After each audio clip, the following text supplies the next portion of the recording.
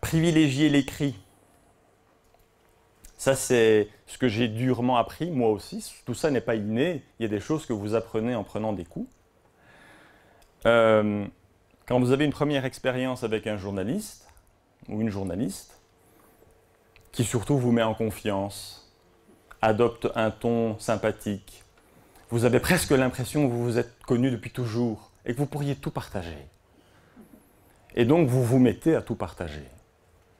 Et vous vous mettez à dire des choses comme si on était dans un café entre copains. Le propre d'une discussion entre copains dans un café, c'est de ne pas être rigoureux, de dire les choses comme elles viennent, de ne pas les formaliser, de ne pas les structurer. On est tous, toutes comme ça, à mon avis. C'est une erreur.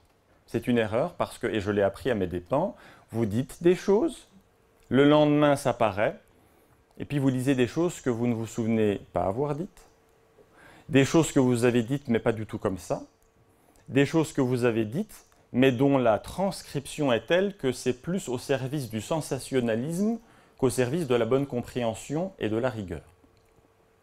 Et donc vous devez ensuite rattraper la sauce qui est globalement impossible. Vous passez pour ce que vous n'êtes pas. Donc on privilégie l'écrit, et je vais le dire clairement ici, moi j'ai pris maintenant pour habitude de dire à mon interlocuteur, c'est très intéressant, pour peu que ce soit dans mes domaines, merci de m'envoyer vos questions par écrit. J'y répondrai par écrit. Mais comment donc? Parce que ce qui va paraître doit s'inscrire dans un objectif de meilleure compréhension par le public. N'êtes-vous pas d'accord? Oui, bien sûr, il va évidemment plus vous dire que ça lui est complètement indifférent, que les gens comprennent et qu'est-ce qu'ils comprennent. Donc à un moment donné, il faut jouer aussi cette fibre-là. N'êtes-vous pas intéressé par une meilleure compréhension par vos lecteurs?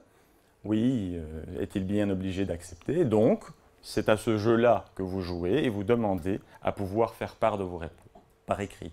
Que ce soit la première interview ou la 53e. Certains journalistes s'offusquent, tant pis pour eux. Vous n'êtes pas obligé d'intervenir. Il n'y a pas une mission métaphysique qui repose sur vos épaules de dire oui à toute forme de sollicitation. C'est à vos conditions et uniquement si ça s'inscrit au service d'un objectif de meilleure compréhension des termes du débat.